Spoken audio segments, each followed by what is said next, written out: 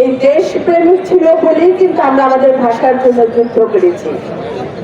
এই বাংলাদেশের ইতিহাসে প্রত্যেকটা জায়গায় যখন কি হয়, দেশের যখন একটা সংকটময় অবস্থায় আসে, তখন এই ছাত্র জনতা ঐক্যবদ্ধভাবে দেশকে রক্ষা করে। 52-তে দেখেছেন আপনারা, দেশকে রক্ষা করেছে ছাত্র জনতা। 71-এ সে একই অবস্থা। আর এই যে রিসেন্টলি আপনারা দেখলেন 5ই আগস্টের পরিবর্তন, সেটা আমাদের এই 25 সালের যে 5ই আগস্ট আমাদের বাংলাদেশ জাতীয়তাবাদী দলের ভারপ্রাপ্ত চেয়ারম্যান মহোদয় জনাব তারেক রহমানের বলিষ্ঠ নেতৃত্বে ছাত্র জনতার কঠিন বিপ্লবের মধ্যে আজকে এই পরিবর্তন এসেছে।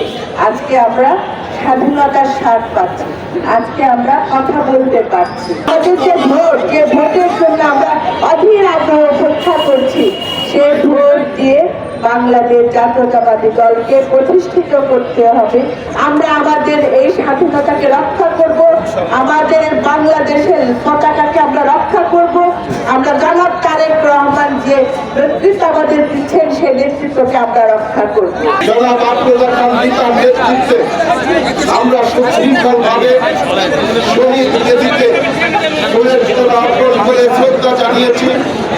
বাকি আজকের এই যার নেতৃত্বে আমরা শোভাযাত্রা করেছি, এই যে তার বক্তব্য সুন্দর, আশা করি আমরা সবাই সুন্দর এবং সফলভাবে আমরা আজকের এই শহীদদের প্রতি শ্রদ্ধা জানানোটা শেষ করবো।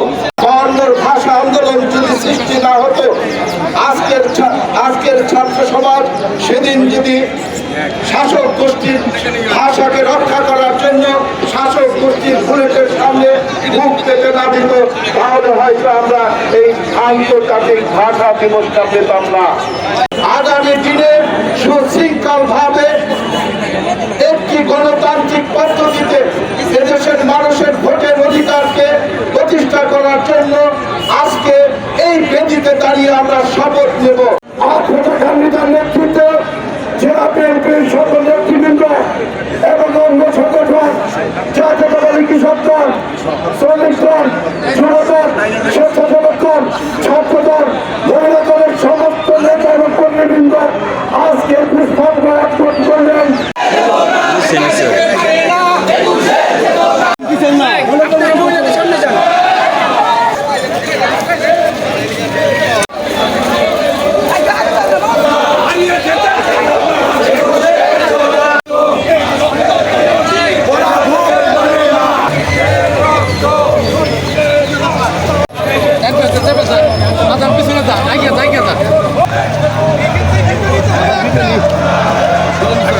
Reunião.